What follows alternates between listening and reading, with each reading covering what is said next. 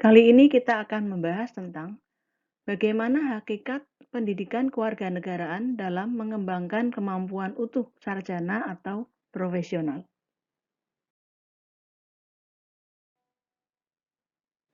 Belajar tentang pendidikan kewarganegaraan atau PKN pada dasarnya adalah belajar tentang keindonesiaan, belajar untuk menjadi manusia yang berkepribadian Indonesia, membangun rasa kebangsaan dan mencintai tanah air Indonesia, sehingga menjadi smart and good citizen.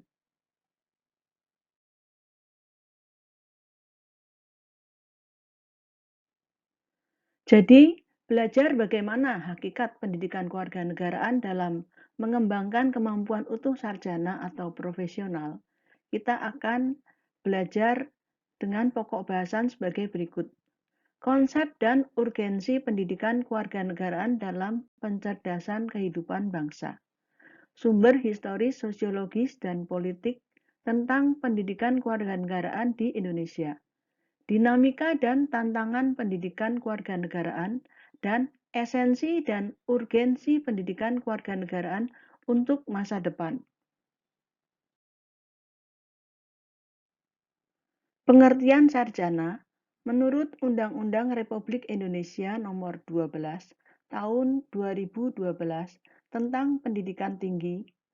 Program sarjana merupakan jenjang pendidikan akademik bagi lulusan pendidikan menengah atau sederajat, sehingga mampu mengamalkan ilmu pengetahuan dan teknologi melalui penalaran ilmiah. Sedangkan profesional, menurut Undang-Undang Republik Indonesia Nomor 14 Tahun 2005 tentang guru dan dosen, profesional adalah pekerjaan atau kegiatan yang dapat menjadi sumber penghasilan, perlu keahlian, kemahiran, atau kecakapan, memiliki standar mutu atau norma, dan diperoleh melalui pendidikan profesi.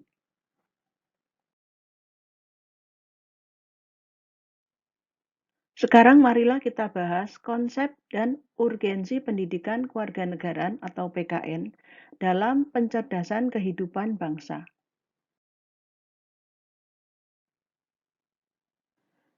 Siapakah warga negara? Warga negara adalah anggota dari sekelompok manusia yang hidup atau tinggal di wilayah hukum tertentu yang memiliki hak dan kewajiban. Menurut Undang-Undang Nomor 12 Tahun 2006 tentang Kewarganegaraan Indonesia, yang dimaksud warga negara adalah warga suatu negara yang ditetapkan berdasarkan peraturan perundang-undangan. Nah, siapa saja warga negara Indonesia? Yaitu TNI, Polri, petani, pedagang, dan profesi serta kelompok masyarakat lainnya yang telah memenuhi syarat menurut undang-undang.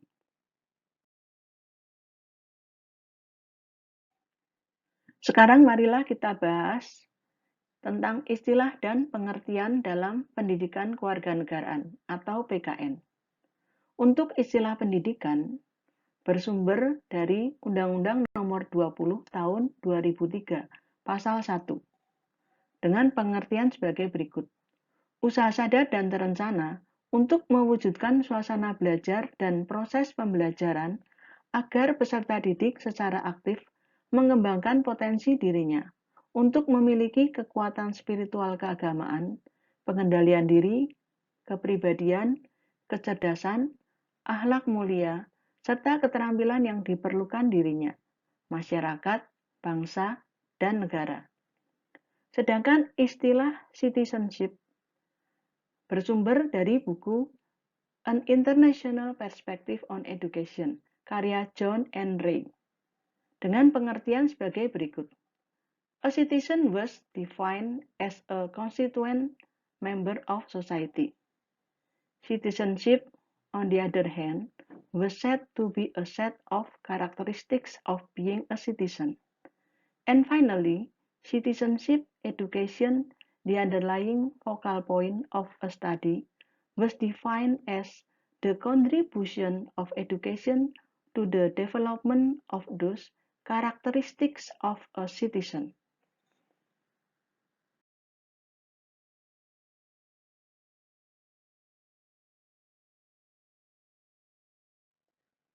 Kita lanjutkan dengan istilah kewarganegaraan. Bersumber dari Undang-Undang RI Nomor 12 Tahun 2006, Pasal 1 Ayat 2. Kewarganegaraan adalah segala hal ihwal yang berhubungan dengan warga negara. Sedangkan istilah pendidikan kewarganegaraan bersumber Undang-Undang RI Nomor 20 Tahun 2003 di dalam penjelasan Pasal 37. Pendidikan kewarganegaraan dimaksudkan untuk membentuk peserta didik menjadi manusia yang memiliki rasa kebangsaan dan cinta tanah air. Kemudian, menurut M. Numan Somantri, pendidikan kewarganegaraan adalah program pendidikan yang berintikan demokrasi politik yang diperluas dengan sumber-sumber pengetahuan lainnya.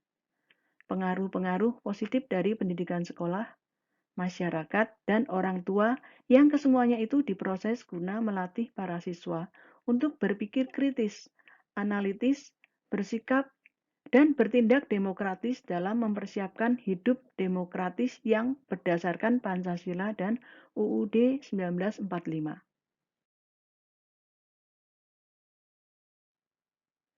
Istilah mata kuliah kewarganegaraan dari sumber Undang-Undang Nomor 12 Tahun 2012 tentang Pendidikan Tinggi adalah sebagai berikut. Mata kuliah kewarganegaraan adalah pendidikan yang mencakup Pancasila, Undang-Undang Dasar Negara Republik Indonesia tahun 1945, Negara Kesatuan Republik Indonesia, dan Bhinneka Tunggal Ika, untuk membentuk mahasiswa menjadi warga negara yang memiliki rasa kebangsaan dan cinta tanah air.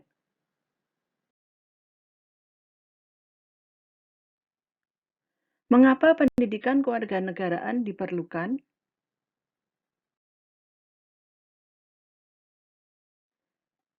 Marilah kita kaji sumber historis, sosiologis, dan politik tentang pendidikan kewarganegaraan di Indonesia.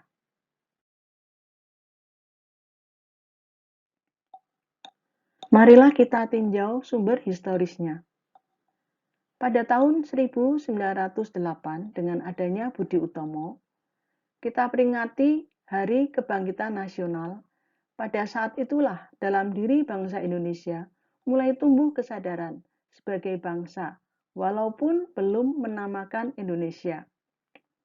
Selanjutnya, pada tahun 1928, dengan adanya Sumpah Pemuda, para pemuda yang berasal dari wilayah Nusantara berikrar menyatakan diri sebagai bangsa Indonesia, bertanah air, dan berbahasa Persatuan Bahasa Indonesia. Kemudian berlanjut pada tahun 1930-an, di mana ada organisasi-organisasi kebangsaan yang bergerak dan bertujuan membangun rasa kebangsaan dan mencita-citakan Indonesia merdeka, negara yang mandiri, yang lepas dari penjajahan dan ketergantungan terhadap kekuatan asing.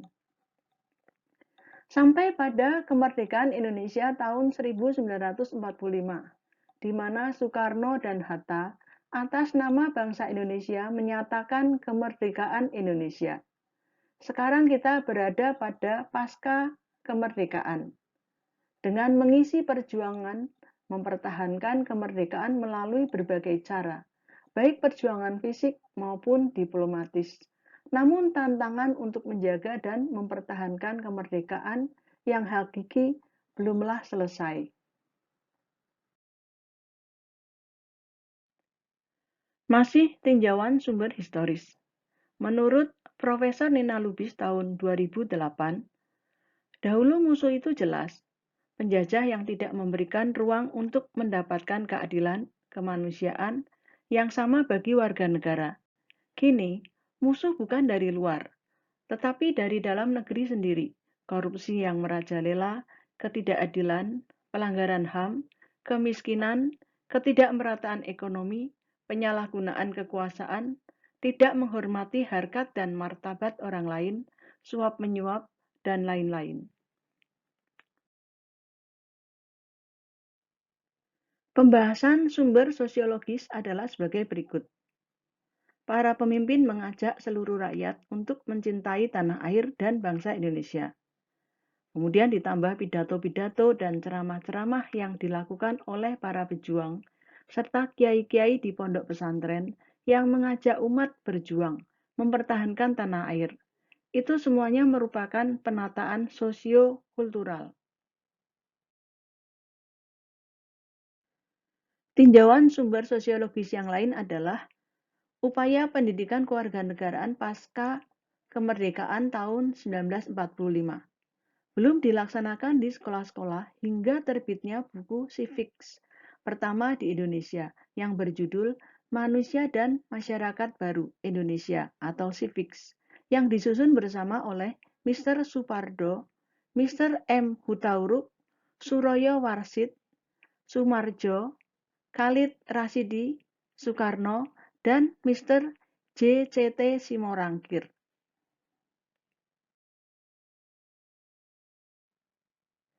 Adapun sumber politisnya adalah sebagai berikut. Di dalam kurikulum 1968 disebut pendidikan kewargaan negara dengan kelompok studi, kelompok pembinaan jiwa Pancasila. Sebagai sasaran studi adalah SD, SMP, dan SMA. Untuk penjelasan sasaran studi SD dan SMP adalah sebagai berikut. Kelompok pembinaan jiwa Pancasila ialah kelompok segi pendidikan yang terutama ditujukan kepada pembentukan mental dan moral Pancasila, serta pengembangan manusia yang sehat dan kuat fisiknya dalam rangka pembinaan bangsa. Sedangkan untuk sasaran studi SMA dijelaskan sebagai berikut. Mata pelajaran kewargaan negara di SMA berintikan 1. Pancasila dan UUD 1945. Yang kedua, ketetapan-ketetapan MPRS 1966 dan selanjutnya. Dan yang ketiga, pengetahuan umum tentang PBB. Di dalam kurikulum 1975 disebut pendidikan moral Pancasila dengan kelompok studi Pancasila dan UUD 45. Sebagai sasaran studi adalah seluruh kalangan. Dengan penjelasan sebagai berikut. Yang pertama, P4 merupakan sumber dan tempat berpijak. Baik isi maupun cara evaluasi mata pelajaran PMP melalui pembakuan kurikulum 1975. Yang kedua, melalui buku paket PMP untuk semua jenjang pendidikan di sekolah, maka buku pedoman pendidikan kewargaan negara yang berjudul Manusia dan Masyarakat Baru Indonesia atau Civics dinyatakan tidak berlaku lagi. Dan yang ketiga, bahwa P4 tidak hanya diperlakukan untuk sekolah-sekolah, tetapi juga untuk masyarakat pada umumnya melalui berbagai penataran P4.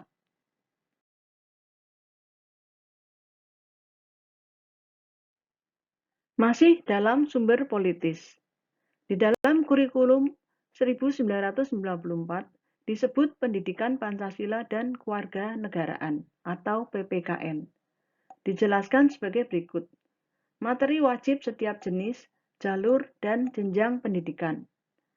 Di dalam kurikulum 2006 disebut Pendidikan Kewarganegaraan. Dan di dalam kurikulum 2013 disebut Pendidikan Pancasila dan Kewarganegaraan atau PPKN. Jadi secara historis, PKN di Indonesia senantiasa mengalami perubahan, baik istilah maupun substansi sesuai dengan perkembangan peraturan perundangan, iptek, perubahan masyarakat, dan tantangan global. Secara sosiologis, PKN Indonesia sudah sewajarnya mengalami perubahan, mengikuti perubahan yang terjadi di masyarakat. Secara politis, PKN Indonesia akan terus mengalami perubahan sejalan dengan perubahan sistem ketatanegaraan dan pemerintahan, terutama perubahan konstitusi.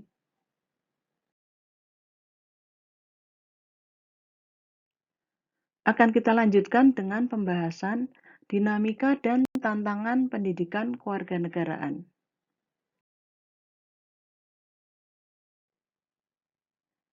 Dan PKN sangat erat dengan perjalanan sejarah dan periodisasi praktik ketatanegaraan atau pemerintahan Republik Indonesia. Ontologi PKN adalah sikap dan perilaku warga negara dalam kehidupan bermasyarakat, berbangsa, dan bernegara. Status warga negara dapat meliputi penduduk yang berkedudukan sebagai pejabat negara, sampai dengan rakyat biasa, yang memiliki peran dan fungsi berbeda-beda, sehingga sikap dan perilaku mereka sangat dinamis. Mata kuliah PKN harus selalu menyesuaikan atau sejalan dengan dinamika dan tantangan sikap serta perilaku warga negara dalam kehidupan bermasyarakat, berbangsa, dan bernegara. Perkembangan praktek ketatanegaraan dan sistem pemerintahan RI menurut Undang-Undang Dasar Negara Republik Indonesia dapat dibagi menjadi 6 periode sebagai berikut. Periode pertama tahun 1945 sampai dengan tahun 1949. Periode kedua tahun 1949 sampai dengan 1950. Periode ketiga tahun 1950 sampai dengan 1959.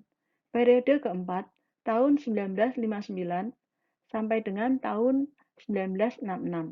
Periode kelima tahun 1966 sampai dengan tahun 1998. Periode keenam tahun 1998 sampai dengan sekarang. Semuanya ini merupakan dinamika dan tantangan PKN mengikuti periodisasi pelaksanaan UUD. Demikian Aristoteles pada tahun 1995 mengatakan, different constitution require different types of good citizen because there are different sorts of civic function.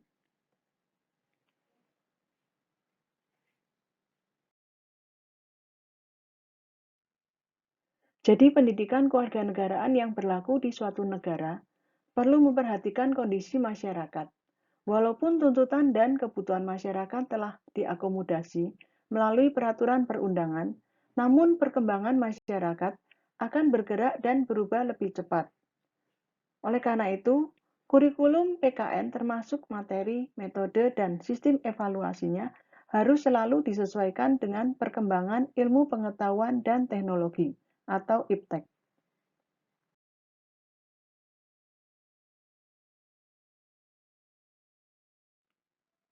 Berikutnya akan kita bahas tentang esensi dan urgensi pendidikan kewarganegaraan untuk masa depan.